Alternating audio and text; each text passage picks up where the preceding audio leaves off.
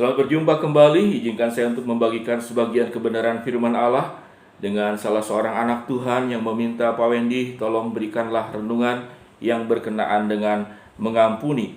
Seberapa sulit mengampuni? Firman Tuhan dalam Injil Matius 18 ayat 21 dan ke-22 dikatakan, "Berapa kali aku harus mengampuni? Apakah harus 7 kali?" Namun Yesus berkata, "Bukan, aku berkata kepadamu bukan 7 kali, namun 70 kali 7 kali." Apa artinya daripada bagian ini, saudara-saudara? Begitu banyak kebenaran firman Allah tentang mengampuni. Saudara-saudara, mengampuni sesungguhnya adalah kepentingannya adalah bukan untuk orang yang menyakiti kita.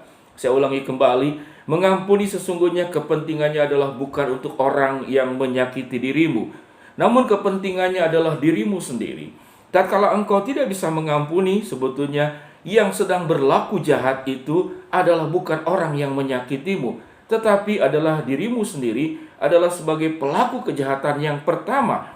Dan orang yang menyakitimu adalah pelaku kejahatan yang kedua. Kenapa demikian? Karena orang yang menyakiti, yang mengkhianatimu, yang menipumu, yang membulimu, yang melecehkanmu, yang menolakmu, yang merendahkanmu, tujuannya daripada apa yang dilakukannya adalah memang membuat engkau sakit hati. Sewaktu engkau sakit hati, maka tujuannya tercapai. Dan tatkala tujuannya tercapai dan engkau membiarkan sakit hati itu engkau pelihara, maka engkau menjadi pelaku kejahatan yang pertama. Kenapa demikian? Karena kita tidak bisa mengendalikan orang yang menyakiti kita. Kita tidak bisa mengendalikan perbuatannya, pikirannya, dan perasaannya. Namun engkau bisa mengendalikan pikiran, perbuatan, dan perasaanmu sendiri. Apa efek negatif daripada orang yang sakit hati? Saudara-saudara, WHO menyebut itu sekitar setiap tahun di seluruh dunia itu 800.000 orang bunuh diri karena menyimpan sakit hati, menjadi depresi, kemudian bunuh diri. Di Indonesia itu dikatakan setiap tahun sekitar 10.000 orang, itu catatan tahun 2014. 10.000 orang setiap tahun itu bunuh diri. Maka kejahatan yang terbesar daripada saudara-saudara sebuah rasa sakit karena kita diperlakukan tidak adil, itu sesungguhnya bukan pelaku orang yang menyakiti kita. Mereka adalah pelaku kedua dan dirimu adalah pelaku yang pertama. Bagaimana dikatakan kita pelaku pertama? Bayangkan efek negatif daripada Anda membenci, Anda menyimpan rasa sakit hati, luka yang mendalam. Secara penampilan kau kucel, kumel, tidak menarik. Tubuhmu juga semakin berbahaya. Engkau susah tidur, engkau sulit makan. Seluruh kegiatanmu terganggu. Engkau menjadi pribadi yang tidak menarik untuk lingkunganmu, untuk orang-orang yang mencintaimu. Dan satu hal yang terpenting adalah pada saat engkau menyimpan rasa sakit, engkau sedang membunuh masa depanmu sendiri.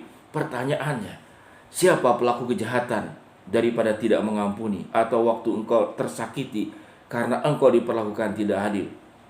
Pelakunya adalah dirimu sendiri sebagai pelaku pertama. Waktu kita menyimpan rasa sakit, maka kita menjadi berfokus kepada apa? Kepada orang yang menyakiti kita.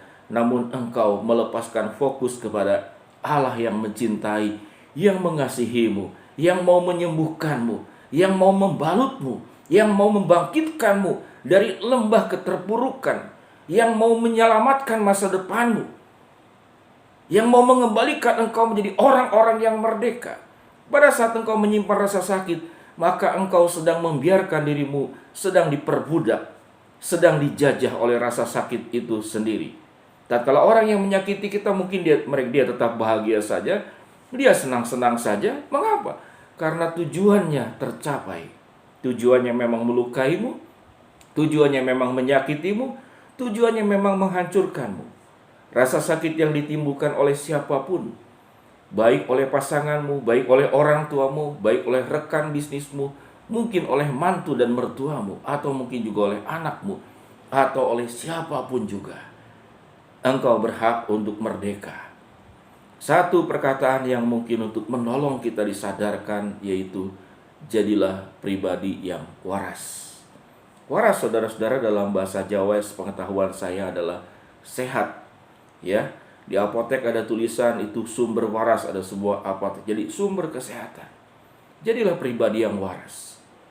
tatkala engkau belajar untuk memperbaiki hidupmu, melepaskan dari semua rasa sakit, maka engkau menjadi orang yang pertama membuka diri untuk menyembuhkan luka-lukamu.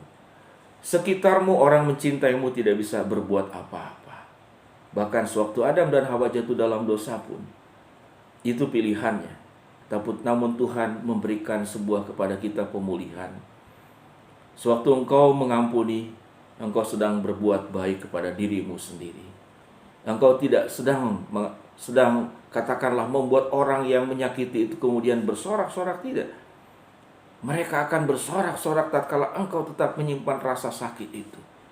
Namun tatkala engkau memulihkan dirimu dengan membuka dirimu kepada kasih pengampunan Tuhan, begitu banyak orang yang mencintaimu, khususnya Tuhan yang mencintai dan mengasihimu, yang mau membalut lukamu.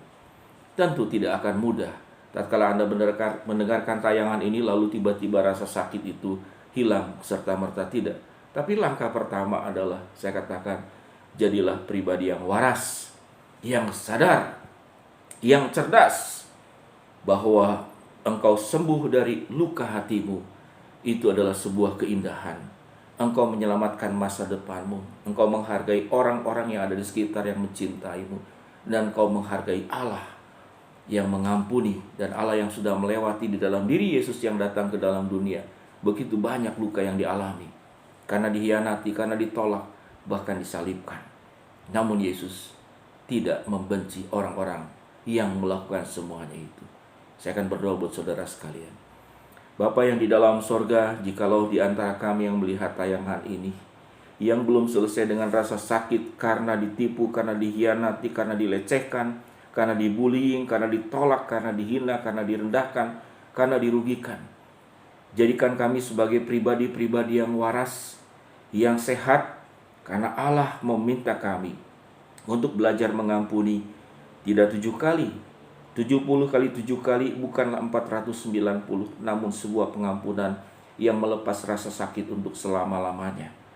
Biarkan kami pulih Tuhan, menjadi pribadi yang kemudian sembuh dari semua rasa sakit, dan kami menyongsong masa depan kami dengan penuh keindahan bersama dengan Allah.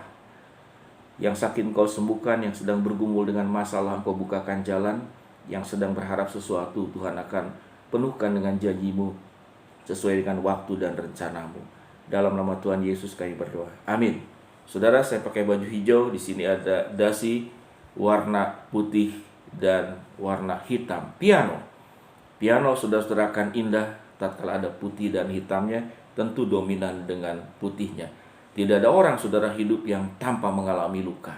Namun tatkala engkau menggabungkan semua keindahan dalam hidup dan pengalaman-pengalaman buruk itu kepada pianis yang paling hebat, yaitu Allah yang merancang keindahan, merancang aransemen, membuat sebuah pujian yang indah untuk hidupmu, maka engkau akan menyongsong masa depan dengan baik.